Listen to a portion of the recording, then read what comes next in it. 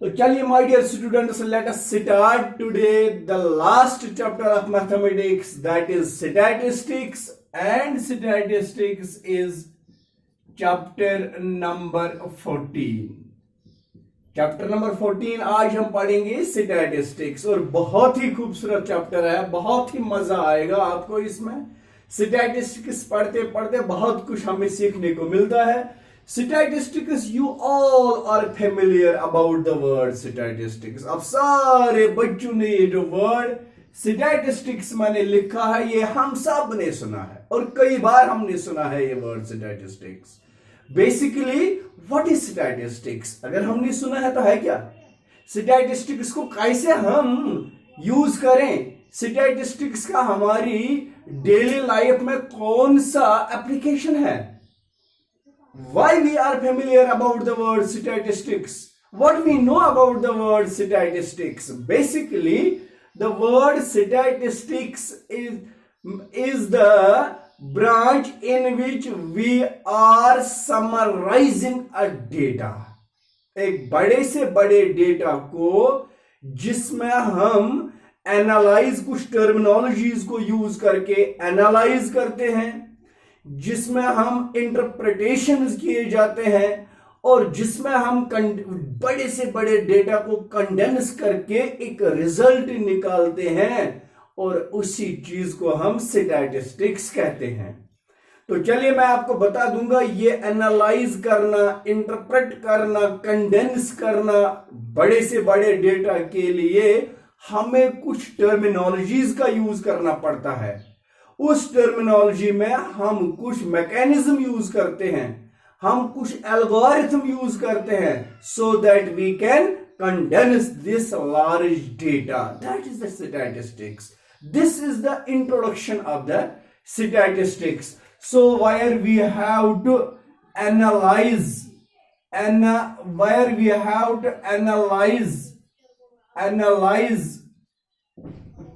the data, where we have to interpret the data, where we have to condense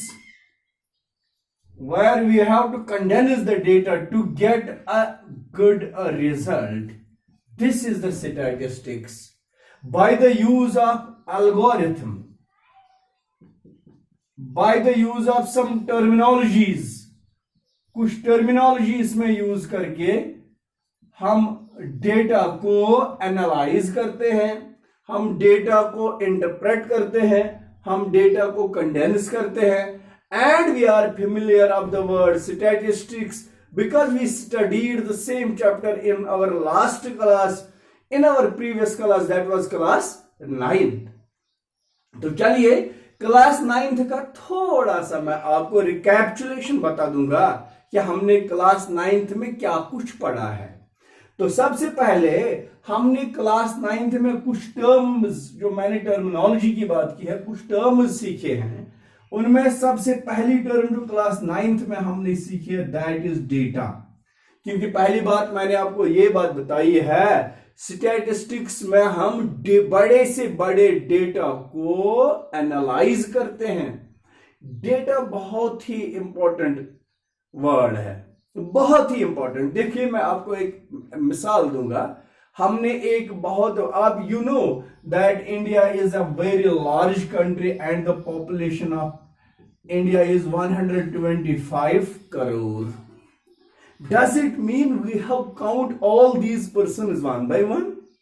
क्या हमने सारे लोगों को एक एक घर जाके एक एक करके काउंट किया है? नो। मैं आपको बता दूंगा, सेंसस, आजकल जो सेंसस चल रहा है 2011 का सेंसस चल रहा है, सेंसस जिसको हम कहते हैं मुर्दमशुमारी। ये सेंसस जो है आबादी का सेंसस, कि कितने लोग यहां पर इस वक्त जिंदा है, ये 2011 का, उसी बेस को लेके ये कहते हैं कि इंडिया की पॉपुलेशन 125 करोड़ है। तो 2011 सेंसस का मतलब क्या ये है कि हम घर घर गए और हर एक फर्द को, हर एक पर्सन को काउंट करके हमने ये रिजल्ट तैयार किया? नो। हमने एक डेटा तैयार किया, उसको एनालाइज करके, समराइज करके, कंडेंस करके एक रिजल्ट बना दिया, और उसी रिजल्ट के बेस पर हम कहते हैं 125 करोड़। बेसिकली ये जो स्टैटिस्टिक्स है, it depends upon the estimation. ये असल में एस्टिमेशन होता है, तकरीबन, तखमीना जिसको हम उर्दू में कहते हैं, तखमीना, एस्टिमेशन। ये परफेक्ट नहीं होता है, अराउंड होता है। तो इस एस्टिमेशन, मैं आपको एक और मिसाल दूंगा। डेटा, आजकल तो डेटा एंट्री ऑपरेटर्स होते हैं, डेटा एनालिटिक्स होते हैं, बहुत ज्यादा आजकल तो इसका बहुत ज्यादा ना प्रचार हो रहा है कि ये चीज क्या है, इसके लोग तो इस चीज से वाकिफ है। What is this data analytics, what is the data entry operator, what does it mean. तो ये चीज जानने के लिए मैं आपको ये जरूरी बात बता दूंगा। सपोज किसी गवर्नमेंट एम्प्लॉय ने पर्सनल लोन के लिए अप्लाई किया है, तो उस पर्सनल लोन को हासिल करने के लिए जिस प्रॉपर्टी को उसने वहां पर मेंशन करना है, उस प्रॉपर्टी के लिए एक एस्टिमेट किया जाता है। एक इवैल्यूएटर आता है जो देखता है कि इस आदमी को ये मकान बनाने में अभी और कितने रिनोवेशन में कितना पैसा लगेगा। कोई वार्डरोब बनाना है, इसमें अगर सपोज इसमें 50,000 लगते हैं, तो वो एग्जैक्ट फिगर 50 नहीं, वो यहां से ज्यादा 49 या 51 भी जा सकता है। That is the statistics. तो एक डेटा तैयार किया जाता है। तो वही मैंने कहा, क्लास 9th में क्या कुछ हमने सीखा है, data. What does data means? It is the numerical information, numerical information, information, ये डेटा है। और collection of objects, data collection of objects होता है। Data is the numerical information, this is the data. I will tell you about, एक और मिसाल से मैं आपको समझाऊंगा कि हमने, वी हैव 10 स्टूडेंट्स, और इन 10 स्टूडेंट्स, ये कलेक्शन ऑफ इंफॉर्मेशन है। इन 10 स्टूडेंट्स का हमने हाइट चेक किया है। Student 1 2 3 4 5 6 7 8 9 and 10, these are the 10 students जिनकी हाइट हमने चेक किया। पहले स्टूडेंट की हाइट है 5 फीट, दूसरे की है 5 फीट 3 इंचेस, तीसरे की है 4 फीट 9 इंचेस, चौथे की है 5 फीट 0 इंचेस। तो इस तरह से ये एक इंफॉर्मेशन हमने ली है। ये इंफॉर्मेशन जो मैंने यहां पर लिखी है, this is the information in numbers, and such information is called data. यही 10 स्टूडेंट्स हैं, उनके ब्लड ग्रुप्स हमने चेक किए। तो ब्लड ग्रुप किसी का ए आता है, इसका बी आता है, इसका ए बी आता है, इसका ओ आता है। तो इस तरह से ब्लड ग्रुप्स भी हमने इनके नोट किए हैं। This is the collection of objects, collection of information, this is called data. Data इसी को कहते हैं। ये क्लास 9th में हमने कुछ टर्म्स पढ़ी हैं। What does data means? Data means the collection of information which is either given in letters or given in numbers. That is the data. उसके बाद एक और टर्म क्लास 9th में ही हमने सीखे, that is called observation. Observation. ये observations क्या होती हैं? All the terms, all the numbers which are involved in a data are called observations. तो ये हो गए numbers or terms involved in a data are called observations. ये observations होते हैं। The terms which are involved in a data, जैसे कि ये है A B O, these are the terms which are involved in a data. These terms are called observations. इनको observations क्यों कहते हैं? क्योंकि हमने ये चीज ऑब्जर्व की होती है. ये जो हाइट मैंने लिखी है, these are not observations. Observations are these heights. जो हम चीज ऑब्जर्व करते हैं, इसको ऑब्जर्वेशन कहते हैं. एक और टर्म हमने क्लास 9th में सीखी है, that is frequency. What is frequency?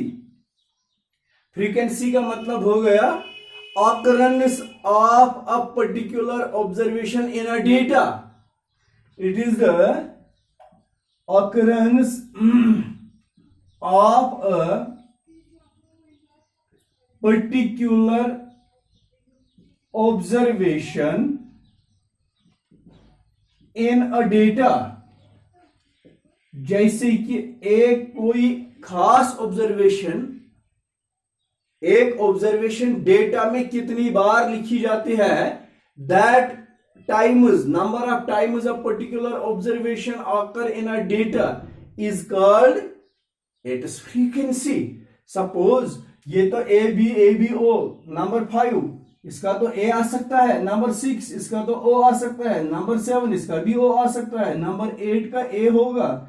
Number 9 का ओ आता है. नंबर 10 का ए बी होगा.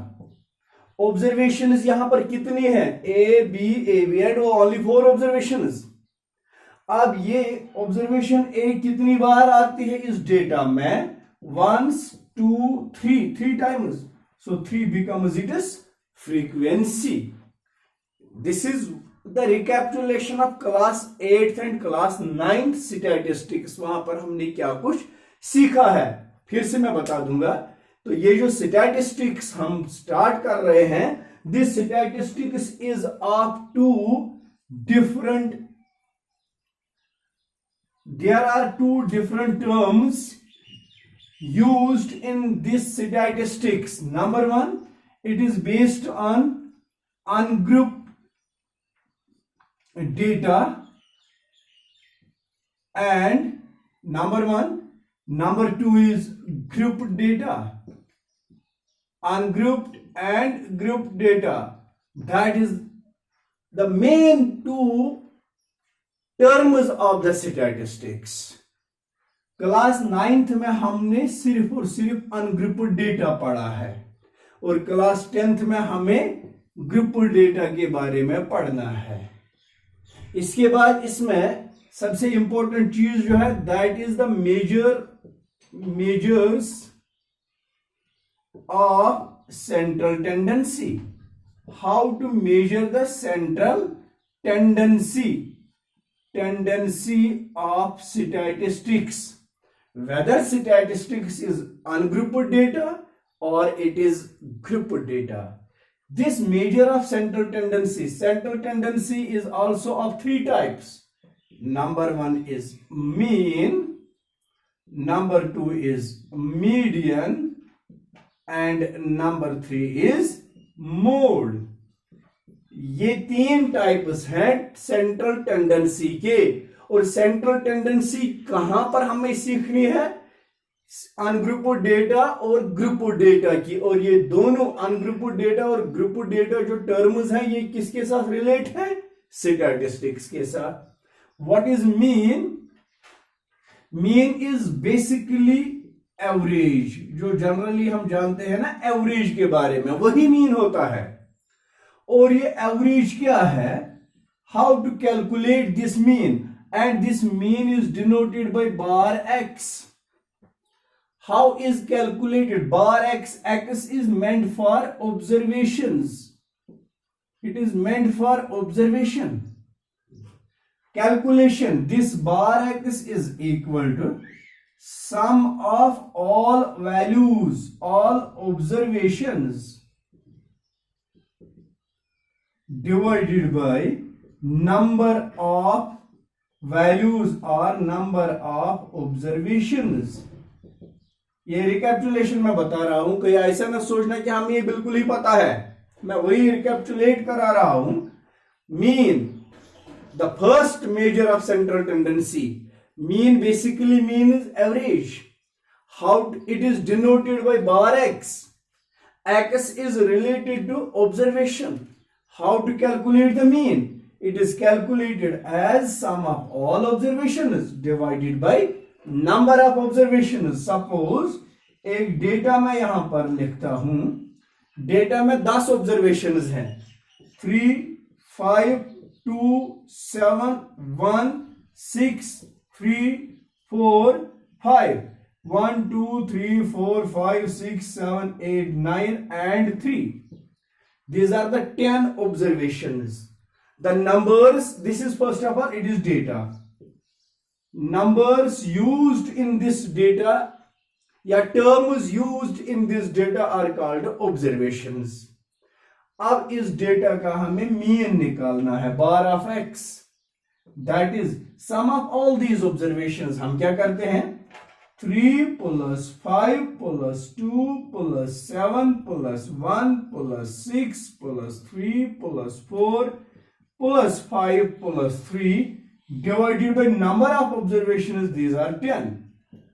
अब इस पूरे डेटा का सम अप करिएगा, 3 तो 5 गए 8 तो 10 तो 7 17 तो 18 तो 6 14 तो 3 7 तो 4 18 तो 5 6 तो 3 39 divided by 10 and that is 3.9. 3.9 is the average. Suppose मैं आपको समझाऊंगा, 10 बच्चों ने एक छोटा सा क्लास टेस्ट दिया है, उस क्लास टेस्ट में रोल नंबर 1 से लेकर रोल नंबर 10 तक किसको कितने मार्क्स आ गए वो मैंने यहां पर मेंशन किया. Roll number 1 has got 3 marks, 2 has got 5 marks, 3 has got 2 marks, roll number 4 has got 7 marks and roll number 10 has got 3 marks. This is the data. This is the statistics. This is the analysis. This is the interpretation. This is the condense. अब इस पूरे statistics, इस data का हमें mean निकालना है, central tendency निकालनी है. तो मीन के लिए मैंने कहा सम ऑफ ऑल ऑब्जर्वेशंस, तो मैंने इन ऑब्जर्वेशंस को सम अप किया, 39 divided by how many observations they were 10 and the result is 3.9. It means that in an average each student has got 3.9 marks out of 10. Is it clear? This is the average marks of class where there are only 10 students. तो ये first central tendency होता है. Second central tendency is median. तो चलिए बेटा, median के लिए मैं आपको बता दूंगा. Median basically means middle most observation.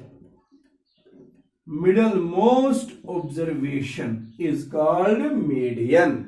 एक डेटा की जो मिडल मोस्ट ऑब्जर्वेशन हुई वही तो मीडियन है उसका. और ये मीडियन निकालने के दो डिफरेंट तरीके हमने सीखे हैं. If n means number of observations, number of observations are odd in number, odd in number, then median is equal to n, it is odd in number, n plus 1 upon 2th observation, n plus 1 upon 2th observation, n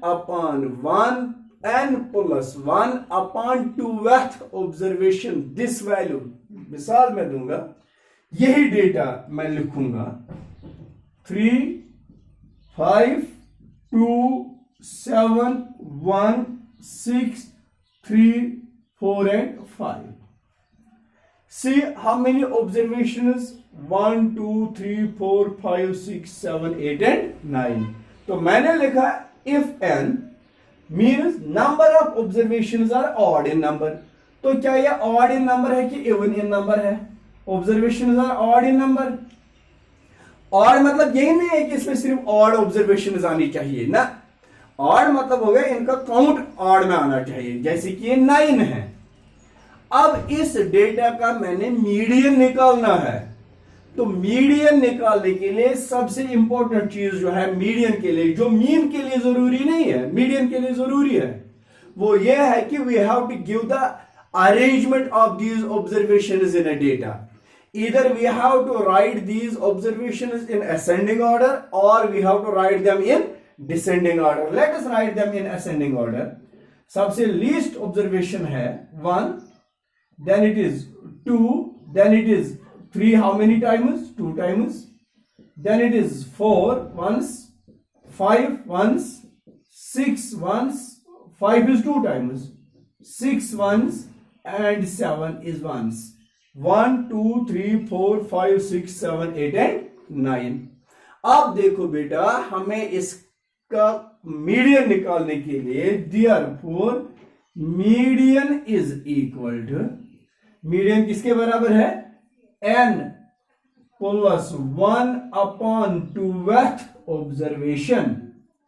n कितना है? Number of observation कितने हैं? ये 9 plus 1 divided by 2, ऊपर th रखिए. 9 plus 1 is 10 divided by 2, ऊपर th रखना है. 2 5 आर 10, 5 और ऊपर th, तो हम पढ़ते हैं इसको 5th. So 5th observation is the median of this data. 1 2 3 4 and 5. 1 is the middle most observation. जरा देखते जाओ, योगुणत गई 4, इधर से भी 4 और बीच में 1 आता है, मिडल मोस्ट ऑब्जर्वेशन. क्या आप सीख रहे हैं? इस वक्त पढ़ रहे हैं हम, दैट इज मीडियन. मीडियन के बारे में क्या बताया मैंने? Median is the middle most observation. Middle most observation जो हमने यहां पर देखी है, ये मिडल मोस्ट ऑब्जर्वेशन किस तरह निकाली जाती है? मैंने कहा middle most observation is obtained if, सबसे पहले हमने मीन पढ़ा है. मीन में जो डेटा है ये कोई रैंडम डेटा होगा, लेट इट बी, कोई ऑर्डर की जरूरत नहीं है. लेकिन मीडियन में डेटा में ऑब्जर्वेशंस को ऑर्डर में रखना है, या असेंडिंग या डिसेंडिंग. फिर हमें देखना है अगर नंबर ऑफ ऑब्जर्वेशन ऑड होती हैं, तो ऑड नंबर ऑफ ऑब्जर्वेशन के लिए जो मीडियन होता है that is n plus 1 divided by 2 th. That हम पढ़ रहे हैं इसको n plus 1 upon 2th observation, where n means the number of observations. Okay, आगे हम पढ़ते हैं. If number of observations, if number of observations are even in number, then median is equal to, तो मीडियन उस वक्त क्या होता है? इट इज मीन ऑफ किस किस का मीन है? n upon 2th plus n upon 2 plus 1th observation. n upon 2th plus n upon 2 plus 1th observation. n upon 2th plus n upon 2 plus 1th observation. जब ये even होंगे, मैं यही data आपको बता दूंगा, ये मीन ऑफ होता है. एग्जाम्पल के लिए यही डेटा हम फिर से लिखेंगे. It is data is 3 5 2 7 1 6 3 4 5 and 3, जो पहले ही मैंने नोट करके रखा था. अब ये डेटा में देखेंगे हम नंबर ऑफ ऑब्जर्वेशंस. 1 2 3 4 5 6 7 8 9 एंड 10. तो नंबर ऑफ ऑब्जर्वेशंस इवन आ गए, 10 है ना. तो अब बताइए इसका मीडियन कैसे हम कैलकुलेट करेंगे? तो मीडियन को कैलकुलेट करने के लिए जो मैंने आपको बता दिया, it is mean of, mean मतलब sum divided by number. Mean of इन दो ऑब्जर्वेशंस का mean, n upon 2th observation, n तो 10 है, 10 upon 2th, it is 10 upon 2th plus 10 upon n upon 2 plus 1. It is 10/2 plus 1 divided by 2। Mean हो गया ना, divide कितनी ये ऑब्जर्वेशन है उससे डिवाइड करना, ये दो ऑब्जर्वेशन का मीन, तो इनका sum divided by 2। 10/12 mean is fifth, it is fifth observation, plus ये 5 प्लस 1 हो गया sixth observation divided by 2। Check it, 1 2 3 4। पहले तो इसको ऑर्डर जो मैंने कहा था ऑर्डर देने के लिए, यहां पर मैं 3 एक और बीच में घुसा दूंगा। ओके बेटा, 1 2 3 4 5, fifth observation is 3 plus sixth observation is 4 divided by 2। 3 plus 4 is 7 divided by 2 is equal to 3.5. So 3.5 becomes median of this data when the observations are even in number. ये भी हमने लास्ट ईयर सीखा है। और last point रह गया central tendency का, that is mode. What is the mode? Mode is the most frequently occurring observation, most frequently occurring observation, या अपने इस स्टैटिस्टिक्स के हिसाब से, डेटा के हिसाब से हम लिखेंगे it is the observation whose frequency is very high. मैं लिखूंगा मोस्ट, यस ऑब्जर्वेशन ज्यादा लाइट ये डेट मज, most frequently occurring observation, most frequently occurring observation, or the observation whose frequency is very high, जो ज्यादा बार आती है। जैसे कि अभी ये डेटा हम देखेंगे, इस डेटा में 3 एक ऐसी ऑब्जर्वेशन है जो 3 बार आती है, तो इस डेटा का जो मोड है that is 3। These were the 3 types of central tendency, mean, median and mode. तो एक और वीडियो में आपको दिखा दूंगा जहां पर मैं इसी अनग्रुप्ड डेटा के लिए फ्रीक्वेंसी डिस्ट्रीब्यूशन बता दूंगा, how to calculate mean, median and mode. ये तो अभी रैंडम डेटा की बात हमने करी है। If the data is as frequency distribution data, there is a frequency distribution table, how to calculate all these 3 central tendencies on that will be इंशाल्लाह in next video. तब तक अल्लाह हाफिज।